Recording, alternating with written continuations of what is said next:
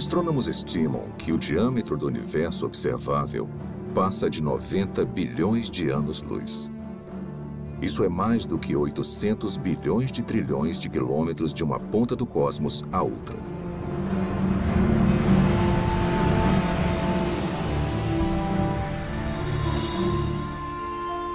O universo contém pelo menos 170 bilhões de galáxias. Com tantas estrelas e planetas que superam em número a quantidade de grãos de areia em todas as praias do mundo.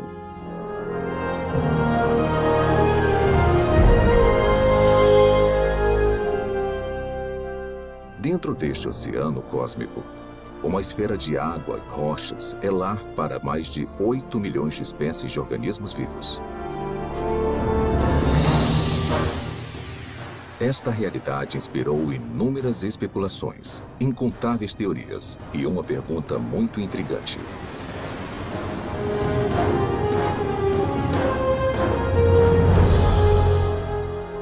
Quais são as chances de a vida ter surgido no terceiro planeta depois de um Sol orbitando em um braço espiral da galáxia Via Láctea? Foi simplesmente um golpe de sorte? Ou haveriam mais aspectos envolvidos além do acaso e das interações aleatórias entre matéria e energia?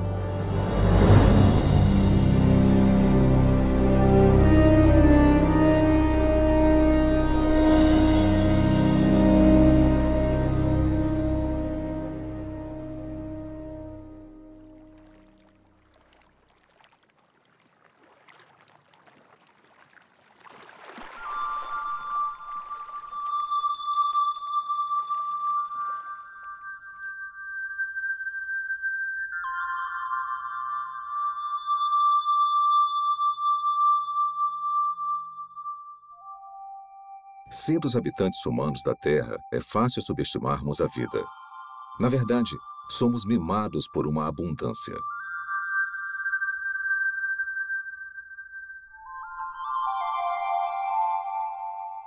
O nosso clima e a nossa geografia suportam uma biosfera que pode ser única no universo.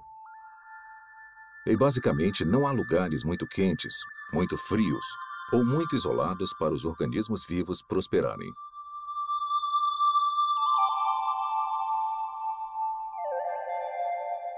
Dentre essa diversidade espetacular, talvez o maior desafio já encarado pela ciência ecoe de todo inseto, sequoia e baleia.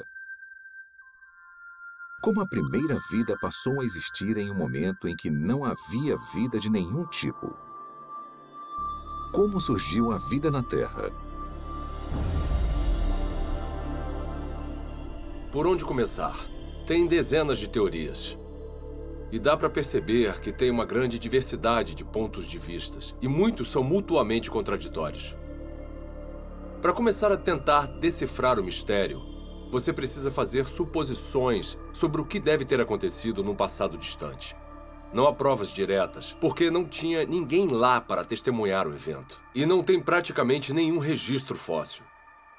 O que nós nunca observamos, nunca, são compostos químicos sem vida, formando uma célula. Então, temos um campo de pesquisa em que a ação importante já aconteceu.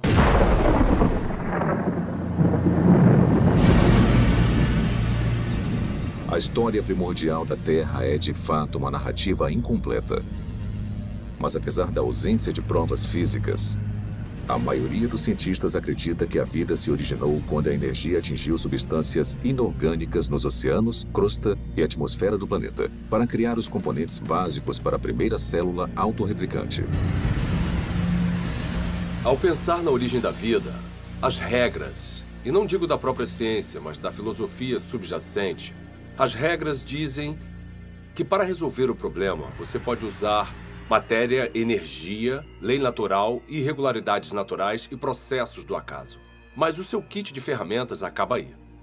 O que você não pode usar, de acordo com as regras, as ditas regras da ciência, é mente ou inteligência. Se tivermos que dar um nome a essa posição, não tem um nome melhor do que materialismo científico. Uma filosofia que diz que a única explicação aceitável deve ser dada com base na matéria e na energia. E se você não consegue resolver o problema com essas ferramentas, você não pode mudar as regras. Então, partindo dessa perspectiva, como a vida se originou a partir de apenas matéria e energia? Agora, tenta resolver o problema. Como construir uma célula? Toda vida que já existiu na Terra é composta de células. E os indícios para sua origem estão entrelaçados em uma rede de máquinas moleculares.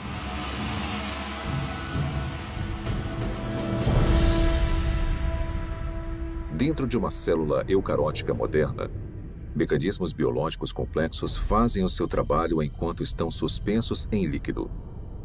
Não há vida nessas máquinas, mas juntas elas permitem crescimento, movimento, metabolismo e reprodução, as funções vitais da vida.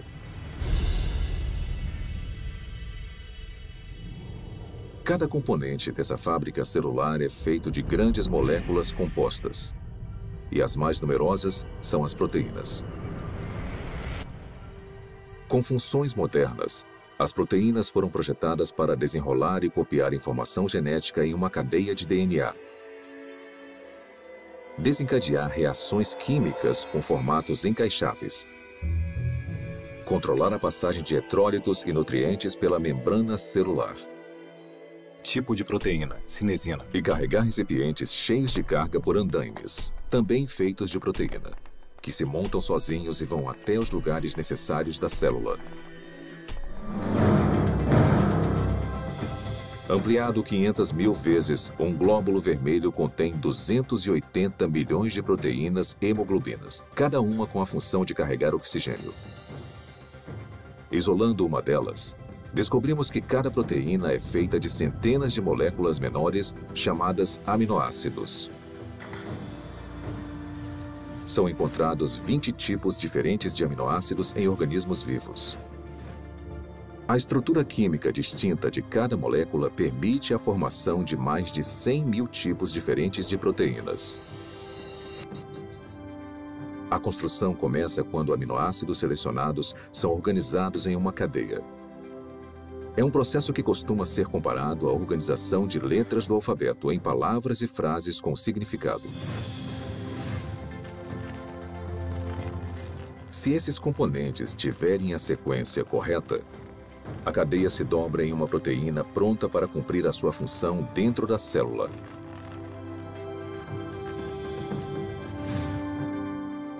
Mas se os aminoácidos forem arranjados na ordem errada, a cadeia não vai se dobrar e eventualmente será destruída. A célula viva mais simples contém pelo menos 300 tipos diferentes de proteínas e o mecanismo biológico necessário para crescer, se reproduzir, converter energia, guardar e processar informação genética e proteger os seus conteúdos do mundo externo. Componentes e funções similares também seriam necessários na primeira célula viva.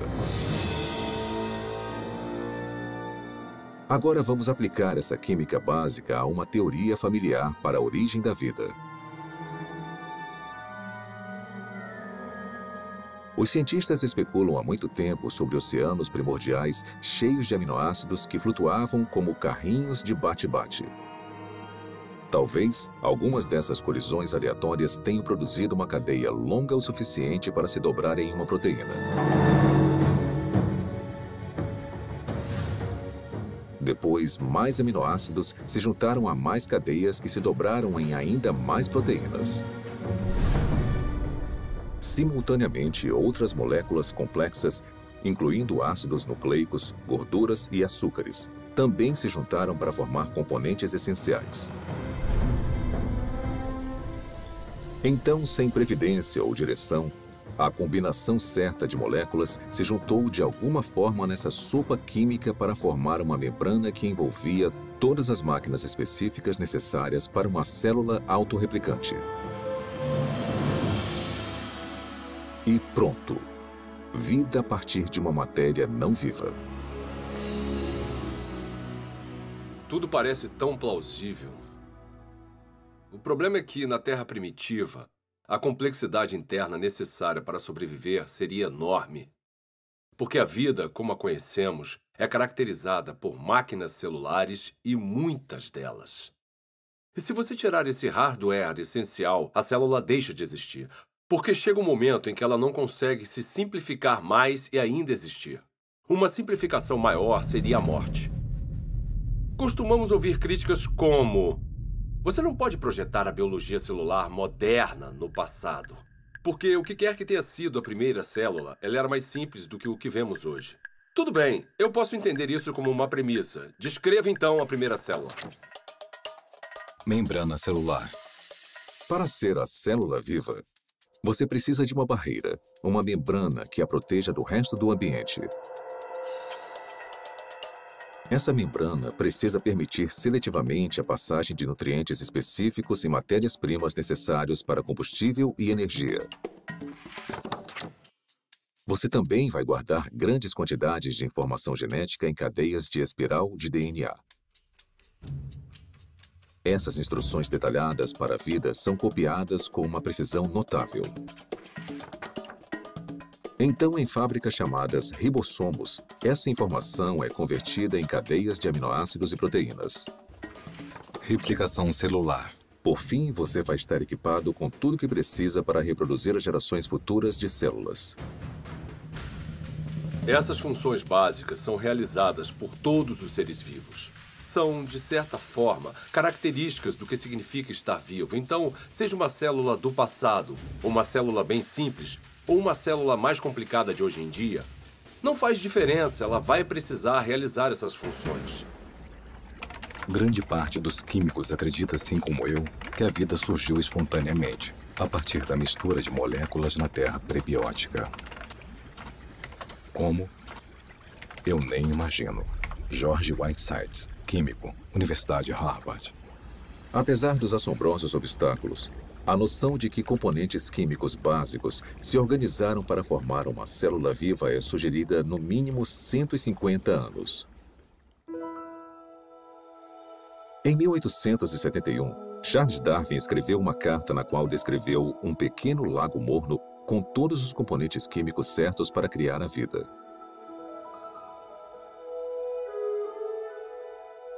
Meio século depois, o bioquímico russo Alexander Oparin expandiu as ideias de Darwin. Em seu livro A Origem da Vida, ele teorizou sobre uma sopa primordial e uma progressão gradual de uma química simples até uma célula viva. Então, em 1952, essa hipótese foi testada. Stanley Miller, um aluno de pós-graduação da Universidade de Chicago, tentou determinar se uma química simples poderia produzir componentes reais de vida. O jovem cientista construiu um equipamento de vidro para simular o ciclo de água antigo e o encheu com uma mistura de gases que supostamente compunham a atmosfera da Terra primitiva.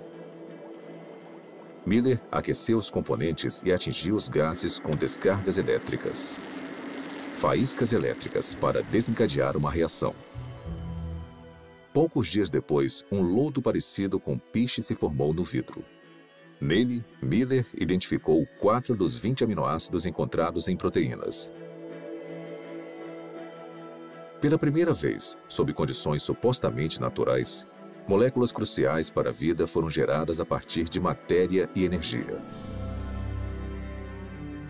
Houve muito alvoroço quando o experimento de Miller foi publicado pela primeira vez, porque parecia ser fácil conseguir os componentes dos seres vivos. E se era fácil conseguir os componentes, talvez não fosse tão difícil transformar esses componentes químicos nas primeiras células vivas. Apesar de sua premissa ser inovadora, o experimento de Stanley Miller logo foi considerado muito falho, pois ele não havia usado os gases corretos, negligenciando o nitrogênio, o dióxido de carbono e o oxigênio, que teriam destruído as moléculas necessárias para a vida na Terra primitiva. Mas apesar dos erros, o trabalho de Miller inspirou outras tentativas de recriar as condições pré-bióticas. Hoje, após décadas de investigações, a esperança de se encontrar uma solução de forma simples e clara já não existe mais. Mesmo assim, as pesquisas sobre a origem da vida continuam por todo o mundo. Sua hipótese essencial de que as células vivas surgiram através da química natural agora é conhecida como evolução química. A evolução química vem com muita bagagem. E se você for levá-la a sério como uma explicação para a origem da vida, com certeza você também precisa levar a sério certas propriedades fundamentais da biologia.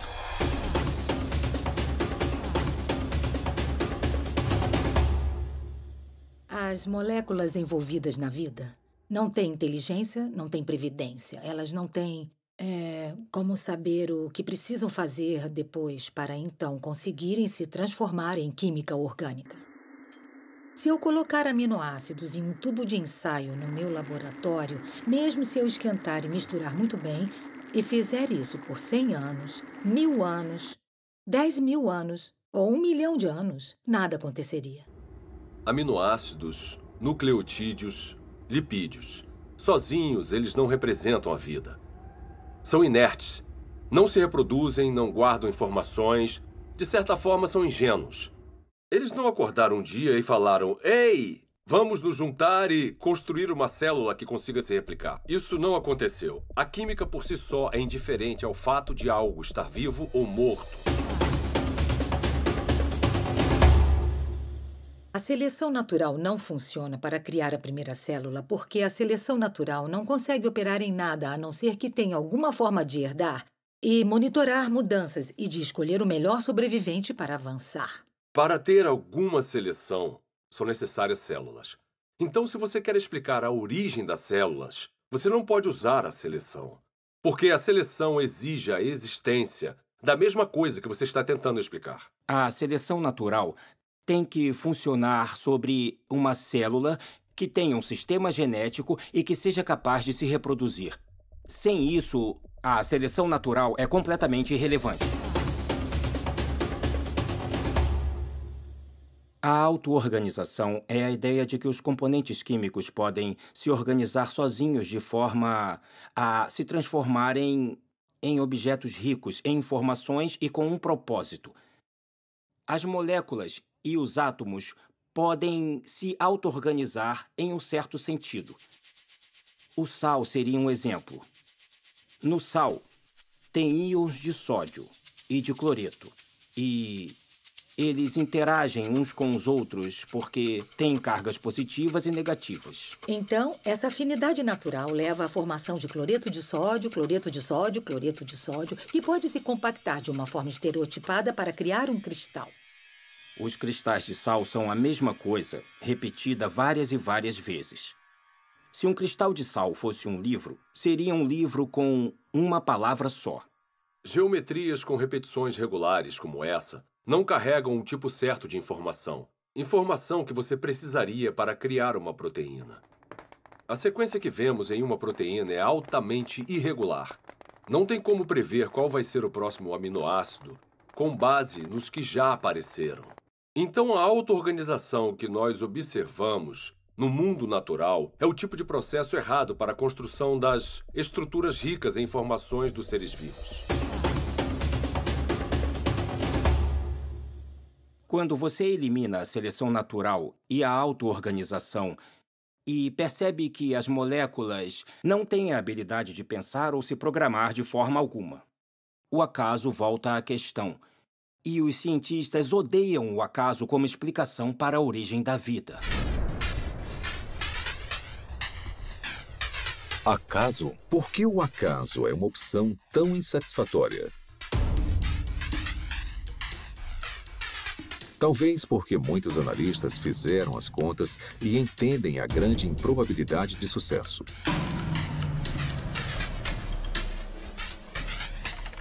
O acaso é definido como o elemento desconhecido e imprevisível em qualquer evento que não tenha um motivo atribuível ou orientação de uma lei natural ou de um agente inteligente. Desde o século XVII, uma ferramenta foi utilizada constantemente para prever o resultado de tais eventos. Se chama probabilidade matemática. De forma bem simplificada, é assim que a teoria funciona. Quando você atira uma moeda e escolhe cara, a probabilidade de você acertar é de 50%, ou uma probabilidade de 1 sobre 2. Se atirar 2 moedas, a probabilidade de tirar cara 2 vezes simultâneas é de 1 sobre 4.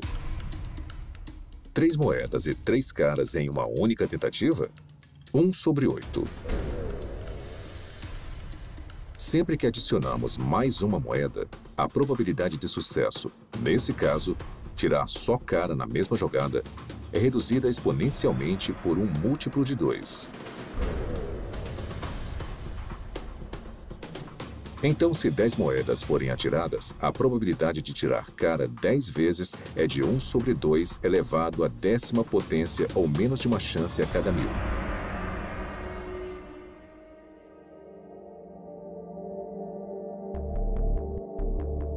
Quando aplicado à origem da vida e à formação aleatória de grandes biomoléculas, a teoria da probabilidade esclarece as limitações do acaso como um agente criativo na Terra primordial. Por exemplo, quais são as chances de uma única proteína se formar exclusivamente através das interações às cegas da química? O nosso alvo é uma molécula menor do que a média, composta de 150 aminoácidos alinhados para garantir uma cadeia dobrada. Os pesquisadores calcularam que, na Terra antiga, a probabilidade de sucesso era de 1 sobre 10 elevado à 164ª potência.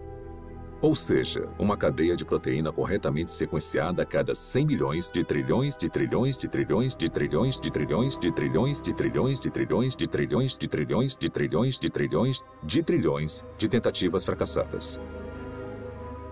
Mas apesar dessa grande improbabilidade, alguns teóricos argumentam que, com tempo suficiente, qualquer coisa é possível. Está bem? Vamos tentar a validade dessa opinião. Vamos começar estabelecendo um ambiente ideal para a evolução química. Um mundo imaginário que dará ao acaso toda a oportunidade de sucesso. Primeiro, vamos lotar os oceanos de aminoácidos.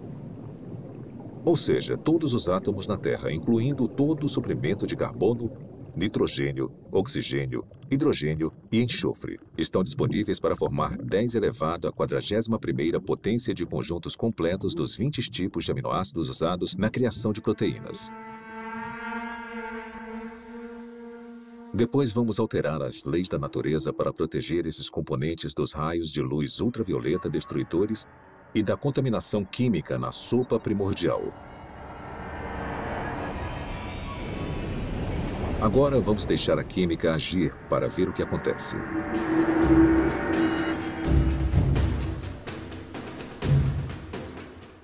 Os aminoácidos começam a se juntar furiosamente. No nosso experimento, uma cadeia inteira com 150 unidades se forma sozinha em apenas 1 segundo. Como os 20 tipos de aminoácidos estão disponíveis, na maioria dos lugares, há uma probabilidade de 5% ou de 1 sobre 20 da molécula correta se alinhar na cadeia. Se a sequência estiver incorreta, a cadeia é destruída imediatamente e se inicia um novo agrupamento. Por todo o planeta, 6 milhões de bilhões de trilhões de tentativas vão acontecer a cada minuto.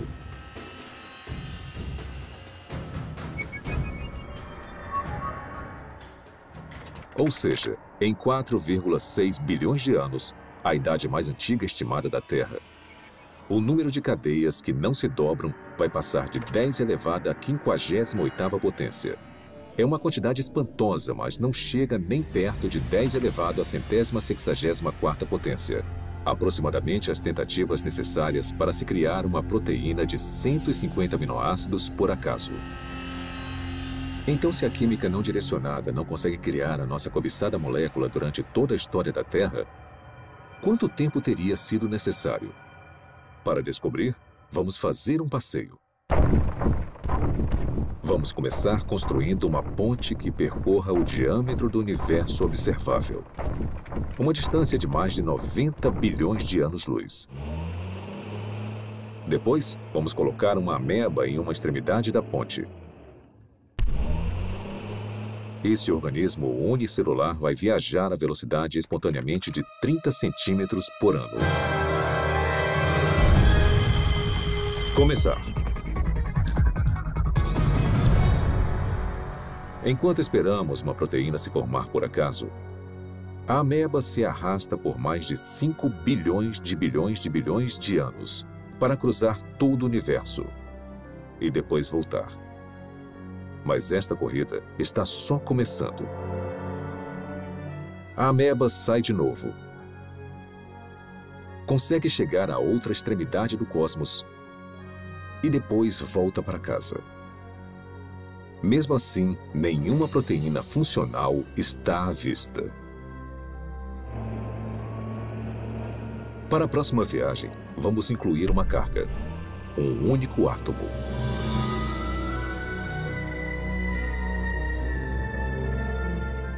Após percorrer lentamente mais de 800 bilhões de trilhões de quilômetros, a ameba deixa a carga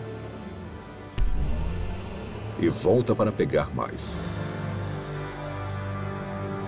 Será que ela vai voltar antes da nossa proteína sortuda se formar? Com certeza. Na verdade, ela vai fazer mais 10 viagens completas. Depois 20, 100, 1000. E ainda não há nenhum sinal de uma molécula utilizável. A ameba continua fazendo viagens completas até carregar todo o átomo da Terra. Depois, todos os átomos do nosso sistema solar. Depois, todo o planeta e estrela da Via Láctea. Um átomo por vez. Na verdade, enquanto esperamos uma proteína se formar sozinha, a ameba tem tanto tempo que, se movendo a apenas 30 centímetros por ano e carregando um átomo por viagem, ela vai transportar todo o universo, mais de 56 milhões de vezes. É esse o tempo que demoraria para o acaso criar uma proteína funcional. Suponhamos que, contra todas as probabilidades, a evolução química tenha produzido uma única proteína funcional. Haveria vida? Não. Haveria uma proteína. Um arranjo sem vida de aminoácidos. A célula viva mais simples que conhecemos tem mais de 300 proteínas diferentes. Mas as proteínas são só uma parte da história quando pensamos em uma célula de verdade. Lembre-se, são necessários carboidratos, açúcares complexos, ácidos nucleicos, DNA e RNA, lipídios e uma grande variedade de compostos químicos diferentes que vão constituir conjuntamente a vida. Todos esses componentes precisam ser reunidos no mesmo microambiente, no mesmo momento. Cada componente químico precisa, então, ser reunido e organizado na rede de máquinas moleculares que vão controlar todas as facetas da vida. Se nós conseguirmos entender toda a dificuldade de produzir uma máquina molecular usando nada além de átomos e energia, vemos que há um grande problema, porque quando temos uma máquina molecular, não temos um ser vivo. Essas máquinas moleculares precisam de outras máquinas moleculares. E mesmo se a natureza fosse capaz de produzir todas as máquinas moleculares necessárias, não seria o suficiente. Todas elas precisariam estar juntas em um espaço pequeno envolvido por uma membrana que chamamos de célula. Pelo meu conhecimento do que é necessário para se criar uma célula, tudo tem que acontecer na mesma hora. Não pode acontecer uma parte por vez, porque tudo trabalha junto em um loop causal.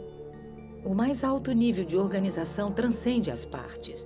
A organização espacial na célula exige que as moléculas estejam no lugar certo na hora certa.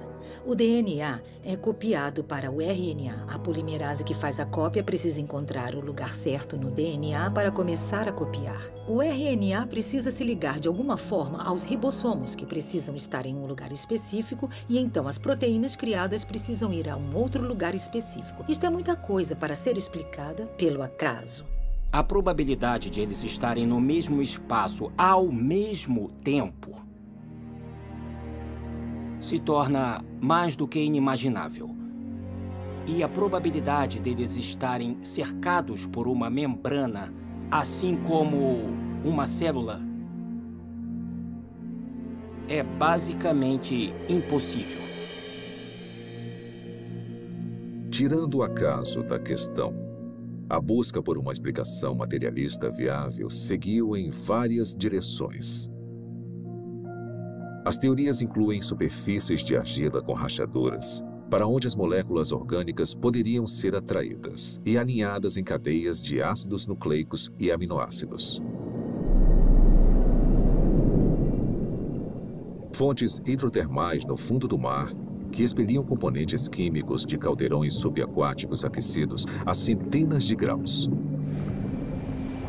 E oceanos primordiais cheios de RNA. Uma molécula versátil, capaz de armazenar e replicar informação genética, teoricamente sem a ajuda do DNA ou de proteínas. Propostas como essas causaram um interesse considerável. Mesmo assim, todas encaram o mesmo obstáculo que derrubou o acaso: a transformação de componentes sem vida nas biomoléculas complexas da vida. Esse problema fica evidente na hipótese do mundo de RNA. O mundo de RNA é a ideia de que é possível juntar nucleotídeos suficientes para criar uma cadeia longo o suficiente para se autocopiar e, depois de se copiar, fazer a mesma coisa novamente. Os pesquisadores da origem da vida supõem que a primeira vida era composta de nada além de RNA e podia, de alguma forma, criar um mundo mais complexo, onde há proteína e DNA. Ninguém sabe como isso aconteceria. Desde a apresentação do mundo de RNA, a aceitação da teoria aumentou, apesar das várias limitações, inclusive a durabilidade da molécula. Se você apenas olhar para uma molécula de RNA, ela parece se desintegrar. Trabalhar com RNA é extremamente difícil, porque ele é muito delicado. Ele foi criado para ser um depósito temporário de informação. E, em consequência da sua delicadeza, é muito improvável que ele seja útil como algum tipo de ponto de partida para a existência da vida.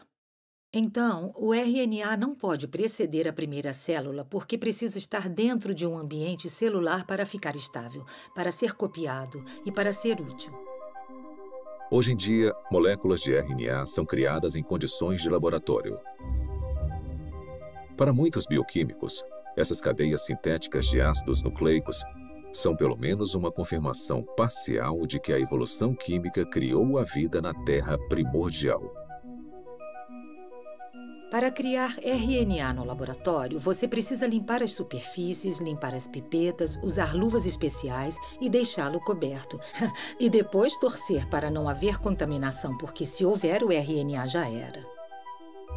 Depois, você precisa resolver o problema do sequenciamento. Então, você precisa de cientistas trabalhando duro para sequenciar o RNA, tentar combinações diferentes e encontrar uma que possa se copiar. Depois, você precisa ter uma cadeia complicada de RNA, que consiga funcionar como a herança e como a enzima no sistema. E as maiores mentes do mundo estão trabalhando nisso, mas ainda não conseguiram resolver o problema. Refletindo sobre a origem da vida e as implicações do RNA sintético, o químico Robert Shapiro observou: a falha nesse tipo de pesquisa não é a química. A falha é a lógica de que o controle experimental de um laboratório moderno estaria disponível na Terra primordial. Na verdade, as chances contra o RNA se formar sozinho são astronômicas.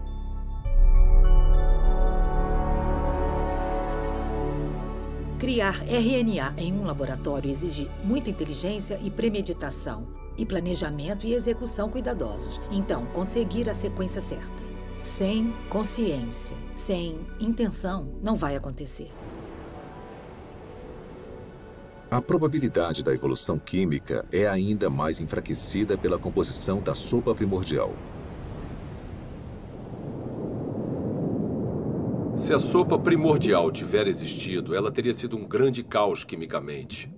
Há vários tipos de reações cruzadas opostas que teriam acontecido na Terra primordial e que interfeririam com a química que você deseja. Ou seja, moléculas que não são utilizadas pelos seres vivos e que são prejudiciais aos seres vivos. As condições na Terra primordial eram hostis à vida, eram hostis à formação dos tipos de ligações necessárias para criar moléculas biológicas. E foi aí que surgiu um grande problema. Porque a água quebra as ligações que prendem as proteínas. A água quebra as ligações que prendem os ácidos nucleicos, como o DNA. A água quebra as ligações que prendem polissacarídeos, como amido e celulose. Então, a origem da vida não pode ter acontecido na água.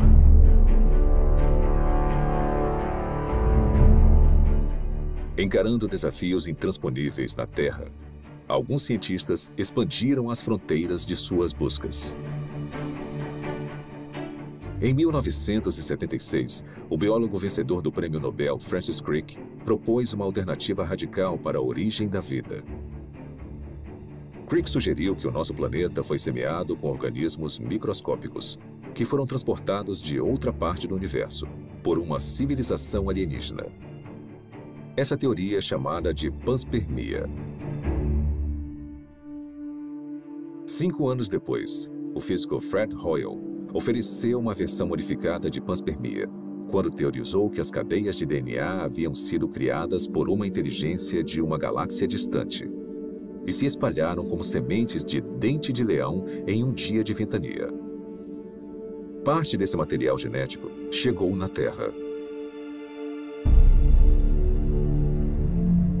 Outra versão da teoria, popularizada pela Rocha de Marte, um meteorito descoberto na Antártida, afirma que micróbios evoluíram em outro lugar da galáxia e vieram até a Terra, em cometas e asteroides. De alguma forma, podemos falar que a panspermia é um abandono da ciência, porque ela coloca o problema além da examinação. Se a ciência nos diz que a vida provavelmente não começou a existir por conta própria aqui na Terra, então deve ter vindo de outro lugar. Mesmo que pareça um filme de terror ruim dos anos 1950, veio do espaço sideral.